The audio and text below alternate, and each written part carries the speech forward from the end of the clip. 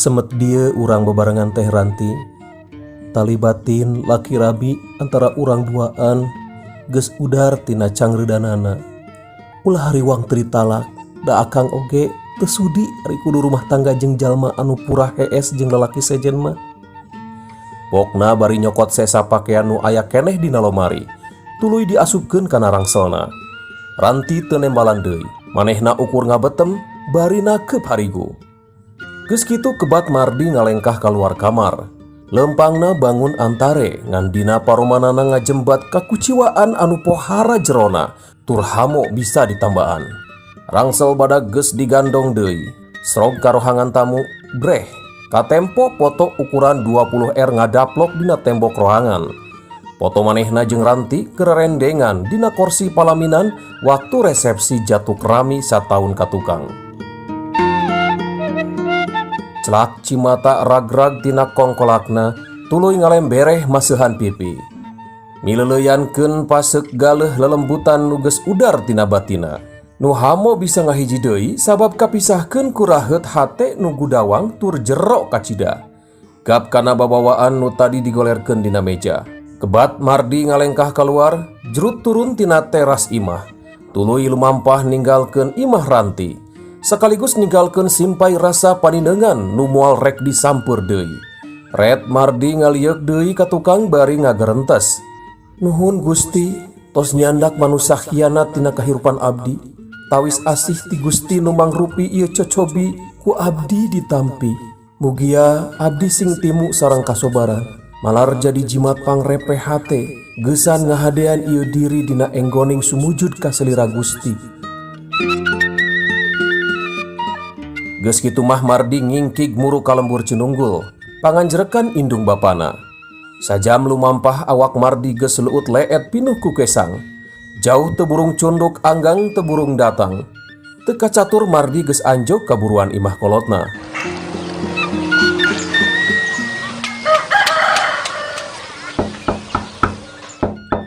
Assalamualaikum. Pokna bari ngetrok panto. Reket panto aya nu muka. Breh katempo makarsih nu jadi indungna ngabagiakeun. Waalaikumsalam. Jih, baru hidup gening. Yap ka jero. Tembal makarsih bari gap nampanan leungeun Mardi nu nyolongkrong ngajak sasalaman. Makarsih ti heula asup ka jero dituturkeun ku Mardi. Naha kakara datang di? Mani raridu kitu teu ka imah heula sugan? Makarsih rada hemeng nempo Mardi angkaribung babawaan. Numawi ge henteu mah. Tembal Mardi pondok. Rek eueuh heula abdi mah nya. Ceuk Mardi bari ngoloyong ka jero kamar. Makarsih teu nembalan ngan ukur neuteup seukeut ka anakna. Geus teg weh rarasaan kolot mah. Surti yen Mardi keur aya masalah. Sabab tara-tara ti sasahari Mardi balik teu ka imah pemajikanna heula, tapi Makarsih teu loba omong. Ceuk pangrasana kemun geus rineh rek ditalek. Makarsih ngoloyong ka pawon bari ngajingjing babawaan Mardi. Rek nuluykeun hancana, kuprak keprek popolah nyampakeun Mang Somad salakina nu keur ka sawah. Di jero kamar Mardi lain sare. Manehna kalah hulang jentul ngararasakeun kapeurih batin anu kiwari nyeuitan ati. Jol narembongan deui lalakon mangsa katukang waktu mimiti panggih jeung Ranti. Harita sacara tengah haja manehna nulungan Ranti nu tiguling tina motor di parapatan Pasir Cibolang. Basa balik lalajo motor cross. Ti harita Mardi mindeng patempas basa dina rohangan sosial media nepi karmen kopi darat tug nepi kajadianana. Niat milelehengkeun Ranti awalna meunang penolakan tinu jadi kolotna. Tapi ku kakeyeng Ranti mikahayang Mardi nepi ka tinekanan ngahiji dina simpai laki rabi. Katresna Ranti nu disangka moal unggut kalinduan moal gedag keanginan sing horeng ukur pupulasan. Buktina kiwari manehna kumawani ngahianat jeung nganyenyeri ku jalan lacur jeung juragan sastra.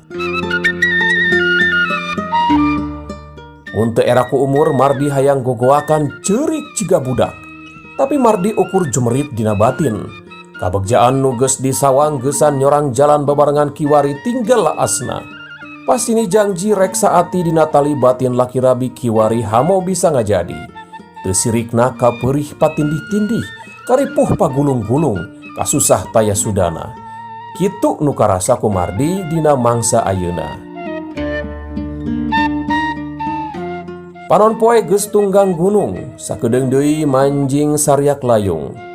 Kawantu mangsa halodo panon poe ge bengras keneh. Pasawahan upluk aplak satungtung deuleu, beh kalereunana kasambung ku leuweung Cigandring.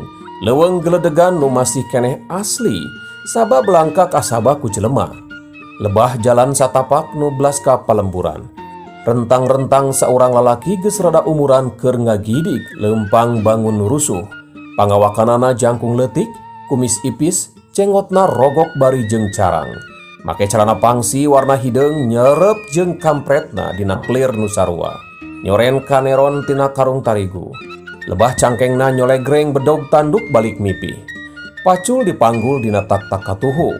Lebah tungtungna ngagantel karung leutik nu ditalian ku rapia.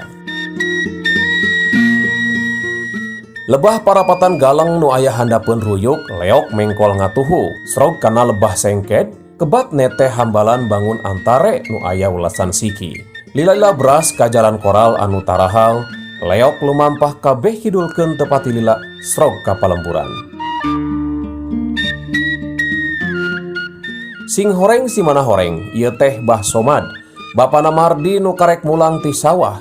Geus kabiasaan Bah Somad mah, balikna sok santek kaburitnakeun.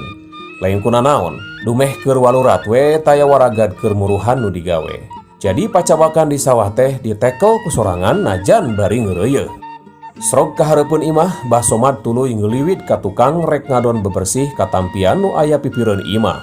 Rapih bebersih cong salat asar dina bale kambang pipireun tampian. Da kabeneran can kaburu salat. Geus anggeus salat karek ka imah jalan ka pawon. Tuh, geura dahar abahna. Hanaang meureun ajeun namanya. Da ieu bebekelan loba keneh geuning. Teu dahar sugan tadi beurang. Ceuk Makarsih bari mukaan karung nu tadi digendol ku Bah Somad. Teuing da can lapar. Ting kumaha asa teu ngarareunah we poe ieu mah? Anjong paksakeun, bisi gering ke. Geus gering mah hese nambaanana. Makarsih manghariwangkeun ka salakina. Mana atuh cik? Tuh di jero geus ngabarak.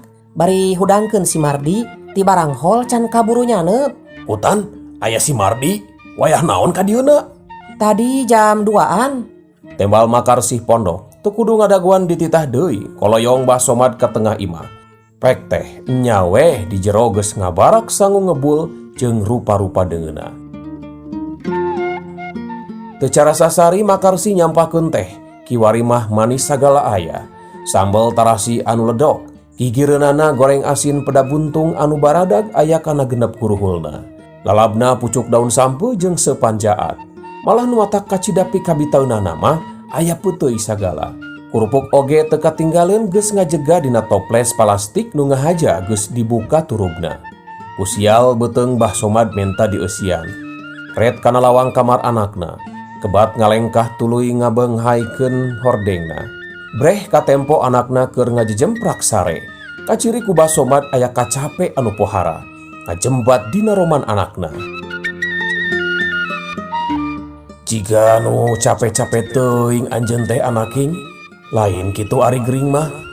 Gerentes Bah Somad. Padahal mah Mardi teh lain sare ieu. Ngan barang bapana nyingkapkeun hordeng, manehna buru-buru peureum. Ngahaja kitu soteh ngaragangan kana kacape bapana. Nu matak Mardi can balaka ngeunaan permasalahan nu keur kaalaman ku manehna. Arek ari bebeja teh mah ngan ngadaguan rine. Katayep Bah Somad ngalengkah mani lalaunan sieun ngageureuwahkeun nu keur sare. Sanggeus deukeut tak-tak Mardi ditepakan sababaraha kali. Dik, geura dahar. Buru, tuang bareng jeung bapak. Mardi beunta. Lalaunan matana ngagiler neuteup kanu ngahudangkeun. Hayu dahar, ceuk Bah Somad ngabalenan deui pengajakna. Mangga pak. Tembal Mardi bari pek kuniang hudang, tuluy turun tina dipan. Kebat ngalengkah nuturkeun bapana nu geus ti heula kaluar kamar. Makarsih katut Bah Somad bala kecrakan jeung Mardi. Ngan nya kitu. Mardi mah kaciri teu pati berag cara bihari. Najan ditutupan sabunina ge keukeuh kaciri Mardi keur boga masalah. Tapi sok sanajan kitu can aya nu wani nanyakeun boh Makarsih, boh Bah Somad. Allahu Akbar, Allahu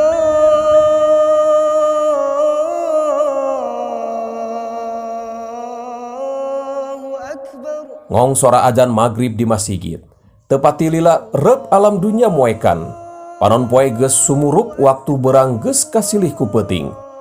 Kaayaan palataran pajajahan bumi baranang ku lampu-lampu nu caraang ti unggal paimahan. Di masjid raeng kuno pupujian patembalan ti unggal pangeras. Lila-lila jep simpe. Jalma-jalma sumujud ka pangeranana ngalaksanakeun salat maghrib. Nyakitu oge Bah Somad katut Mardi milu berjamaah. Rapih isya maranehna baralik deui. Makarsih geus nyampakeun cikopi haneut sagelas cangklek keur salakina.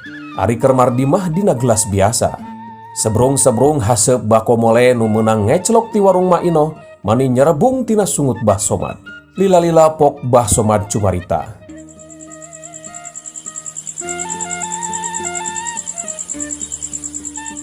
Mardi, Bapak Surti yen maneh keur aya masalah.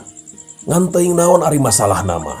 Ngan nu jelas cek indung maneh pajar cenah tadi angkaribung segala dibawa. Nah aya naon ieu teh? Pasea jeung pamajikan atau aku maha? Cik pok nyarita atuh. Sugan we Bapak jeung indung maneh bisa sumbang saran. Bah Somad daria naker dina enggoning nyarita ke anakna. Makarsih ge mani unggut-unggutan cirining sapuk kana pananya nu jadi salakina. Nu ditanya teu buru-buru nembal. Manehna kalah hulang-hulang jiga nu bingung. Bingung kudu kumaha nyaritakeunana, jeung bingung ti mana mimitina. Tapi lila-lila Mardi nyarita oge najan berat tapi maksakeun maneh. Hapunten Pak oge emak, isina mah isin ieu teh. Tapi dalah dikumaha meureunnya geus ciri jeung nasib rumah tangga abdi kudu paburantak. Ari kitu aya naon Mardi? Leres Pak, abdi keur aya masalah sareng Ranti. Malah masalahna oge kawilang parna tur asa pamohalan bisa hiji deui. Kutan? Makarsih bangun nuruas nyakitu deui Bah Somad. Dua anana silih pelong. Reretanana ngandung tanda tanya gede ka Mardi. Maranehanana neguh-neguh kana masalah anu keur dialaman ku anakna. Nah aya masalah naon kitu Mardi? Cik sok balaka. Bah Somad bangun penasaran. Nya, aya naon di? Nah sakumaha parnaana nepi ka moal bisa ngahiji deui sagala. Makarsih milu mairan bangun nu teu sabar. Samemeh pok Mardi rumahuh narik napas panjang micin sagala bang baluh anu aya dina pikiranana. Panon Mardi mencrong kana kaca jandela nu hordengna muka keneh. Batina jumrit nembus poekna peuting parat kana ati sanubari. Geus kitu barabat Mardi ngadongengkeun naon rupa hal anu kaalaman ku manehna salila rumah tangga jeung Ranti. Ti mimiti robah nasi keperanti ka manehna nepikeun ka kajadian tadi berang. Makarsih jeung Bah Somad mani segut ngabandunganana. Duanana nepi ka gogodeg ngadenge lalakon hirup rumah tangga nu jadi anakna. Malah sakapeung diselangku ku merek sagala. Makarsih jeung Bah Somad mani ngarenjag ngadenge lalakon hirup anakna samodel kitu. Tetela rumah tanggana anu salila ieu disangka ayem tentrem teh sing horeng jero-jerona mah kitu kaayanana. Ari Bah Somad jeung Makarsih ngarenjag soteh sabab Mardi tara balaka tadina mah ngeunaan kaayaan rumah tanggana. Karek nyahoso teh ayeuna we dumeh geus rek pegat anu teu sirikna geus liwat nista maja utama.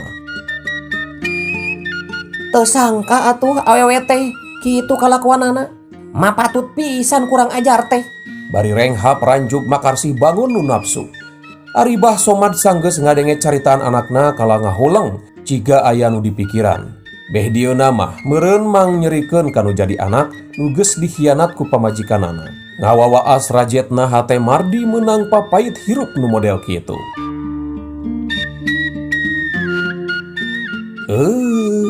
Hanca deui pamirsa. Hatur nuhun, insyaallah urang lajeng deui dina hanca nu salajengna. Hatur nuhun. Wassalamualaikum warahmatullahi wabarakatuh.